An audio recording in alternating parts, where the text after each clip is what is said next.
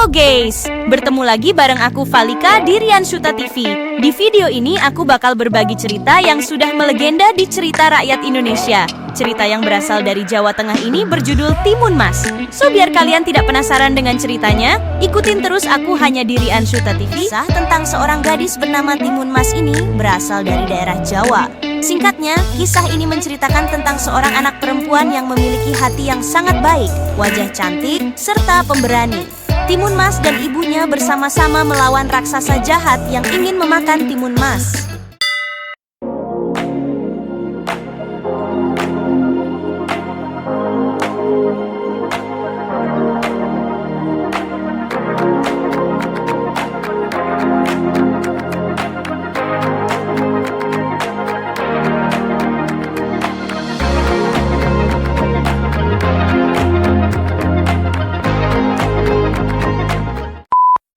Pada suatu hari, di sebuah desa di daerah Jawa Tengah, ada seorang janda paruh baya yang tinggal sendirian. Wanita tua ini bernama Embok Srini, suaminya sudah meninggal sejak lama dan ia tidak memiliki anak. Embok Srini menghabiskan hari-harinya seorang diri dan setiap harinya ia merasa bosan serta jenuh karena ia tidak memiliki seseorang untuk menemaninya. Embok Srini sejak dulu sangat ingin punya anak. Namun, impiannya yang satu ini memang tidak pernah bisa terwujud. Ditambah lagi, sekarang ia tidak memiliki seorang suami, kemungkinan ia memiliki anak pun tentu saja menjadi hilang. Embok Srini hanya bisa menunggu keajaiban menghampirinya agar ia bisa memiliki anak. Embok Srini selalu berdoa pada Tuhan tiap pagi, siang, dan malam hari agar Tuhan bisa melihatnya dan mengkaruniakan Embok Srini seorang anak. Lalu, pada suatu malam, Embok Srini memimpikan seorang raksasa yang menyuruhnya pergi mengambil sebuah bungkusan di bawah pohon besar di hutan tempat biasanya ia mencari kayu bakar. Saat ia terbangun di pagi hari, tentu saja Embok Srini merasa kebingungan dengan arti mimpi itu. Dengan berbagai keraguan dan rasa penasaran di benaknya, Embok Srini tetap berjalan ke hutan dan mengikuti perasaannya. Saat ia tiba di hutan, ia mencari bungkusan yang berada di bawah pohon besar, seperti yang ada di mimpinya semalam. Sebenarnya, Embok Srini berharap bungkusan yang hendak ia temukan ini berisi bayi, tapi yang justru ia temukan hanyalah sebutir biji timun. Hatinya pun kecewa dan merasa sedih. Tiba-tiba, ada seorang raksasa yang menghampirinya sambil tertawa terbahak-bahak. Apa maksudmu memberikanku sebutir biji timun? Tanya Embok Srini seraya berteriak tapi tetap menahan emosinya. Saat Embok Srini memperhatikan raksasa itu, ternyata raksasa itulah yang semalam menghampirinya. Embok Srini pun merasa ketakutan, ia merasa raksasa itu akan memakannya. Embok Srini pun memohon agar raksasa itu merasa iba dan membiarkannya tetap hidup. Tenang saja wanita tua, jangan takut. Aku datang ke sini bukan untuk memakanmu, ucap raksasa itu. Ternyata, raksasa ini meminta Embok Srini menanam biji timun yang ia berikan. Wahai wanita tua, tanamlah biji timun yang aku berikan. Rawatlah dengan baik, karena dalam beberapa waktu, timun yang kau tanam akan berubah menjadi seorang anak wanita yang cantik.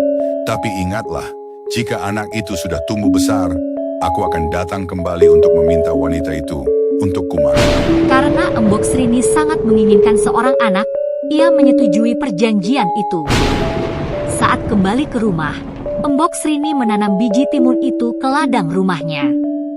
Embok Srini merawat biji timun itu dengan sangat baik tiap harinya. 2 bulan kemudian, tanaman itu pun mulai berubah, dan tanaman timun itu hanya berbuah 1. Semakin hari, buah timun spesial ini menjadi semakin besar, lebih besar dari buah timun pada umumnya. Warnanya pun menunjukkan warna kuning keemasan, terlihat cantik. Saat buah timun itu sudah sangat besar, Embok Srini memetiknya dan saat terbelah, ada seorang bayi perempuan yang sangat cantik. Embok Srini sangat bahagia mendengar suara tangisan bayi itu. Ia pun memberikan nama Timun Mas. Embok Srini merasa sangat senang sehingga ia lupa bahwa ia pernah membuat janji pada raksasa ia akan memberikan bayi ini padanya suatu hari nanti. Embok Srini membesarkan Timun Mas dengan kasih sayang dan kesabaran. Timun Mas tumbuh menjadi seorang perempuan yang cantik, baik, serta sangat cerdas. Pada suatu malam, Embok Srini kembali bermimpi didatangi raksasa yang memberikan pesan bahwa dalam waktu seminggu, ia akan menjemput Timun Mas. Sejak saat itu, Embok Srini sering termenung sedih sendirian. Ia terus memikirkan bahwa ia akan berpisah dengan anaknya yang sangat ia sayangi. Terkadang, air mata jatuh ke pipinya tanpa ia sadari. Ternyata, Timun Mas sering memperhatikan ibunya yang sedih ini, lalu ia pun bertanya pada Embok Srini. Ibu, kenapa belakangan ini aku perhatikan ibu selalu menangis sendiri? Awalnya, Embok Srini tidak ingin bercerita pada anaknya. Tapi karena Timun Mas mendesaknya dan terus bertanya, Embok Srini pun menceritakan kisah asli kelahiran Timun Mas. Baiklah, wahai anakku, akan ku ceritakan yang sebenarnya. Sebenarnya kau bukanlah anak kandungku, tetapi engkau dilahirkan dari biji timun mas yang diberikan oleh sang raksasa. Dan dia kembali pada mimpiku. Dalam 1 minggu ini, ia akan kembali dan memintamu untuk ia makan. Timun Mas pun merasa sedih dan ia tidak ingin Embok Srini mengembalikannya ke sang raksasa. Akhirnya mereka berdua berpikir dan mencari cara agar Timun Mas bisa bebas dari sang raksasa. Di hari Timun Mas harus dikembalikan, tiba-tiba Embok Srini terpikir sebuah cara.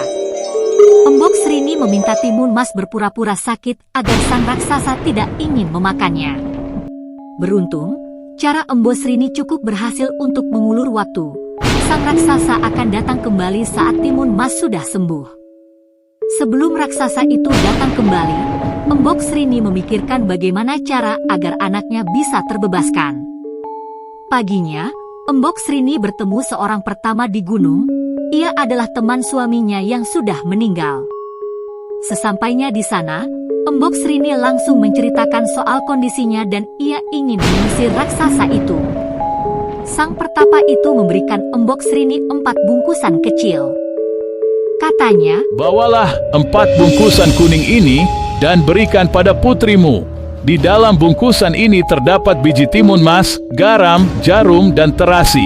Jika raksasa itu mengejar putrimu, suruh ia sebarkan isi-isi di dalam bungkusan ini." Setelah itu, Embok Srini pun pulang dengan perasaan sedikit lega. Setidaknya ia sekarang sudah memiliki rencana. Beberapa hari kemudian, raksasa ini datang kembali untuk menjemput Timun Mas. Embok Srini dan Timun Mas pun berdiri berdampingan tanpa rasa takut. Timun Mas tiba-tiba berlari sekencang-kencangnya dan raksasa itu mengejarnya. Setelah berlari cukup jauh, Timun Mas menaburkan biji yang diberikan ibunya.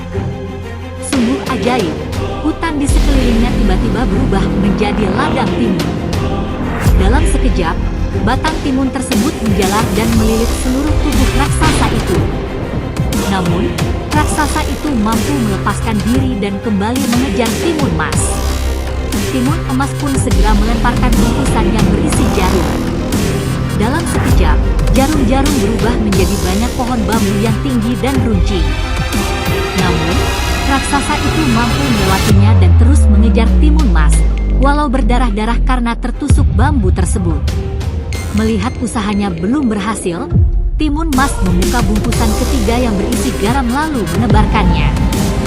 Seketika itu pula, hutan yang telah dilewatinya tiba-tiba berubah menjadi lautan luas dan dalam, namun raksasa itu tetap berhasil melaluinya dengan mudah. Timun Emas pun cemas, karena senjatanya hanya tersisa 1. Jika senjata tersebut tidak berhasil melumpuhkan raksasa itu, maka raksasa itu akan berhasil menangkap dan memakannya. Dengan harapan untuk selamat yang sangat besar, Timun Mas pun melemparkan bungkusan terakhir yang berisi terasi. Seketika tempat jatuhnya terasi itu tiba-tiba berubah menjadi lautan lumpur yang mendidih. Raksasa itu pun terkalahkan karena tercebur ke dalam lautan lumpur dan ia tewas dengan sangat cepat.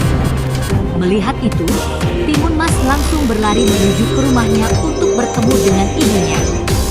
Melihat anaknya selamat, Embok Srini pun langsung berucap syukur kepada Tuhan dan sejak itu, Embok Srini dan Timun Mas hidup berbahagia. Nah, itu dia cerita Timun Masnya, guys. Gimana? Semoga kalian suka dan dapat mengambil makna positif dari cerita ini ya. So, biar aku selalu semangat untuk terus berbagi ceritanya, dukung terus Rian Suta TV ya, dengan cara like, komen, share, dan subscribe ya. Enjoy terus bareng aku.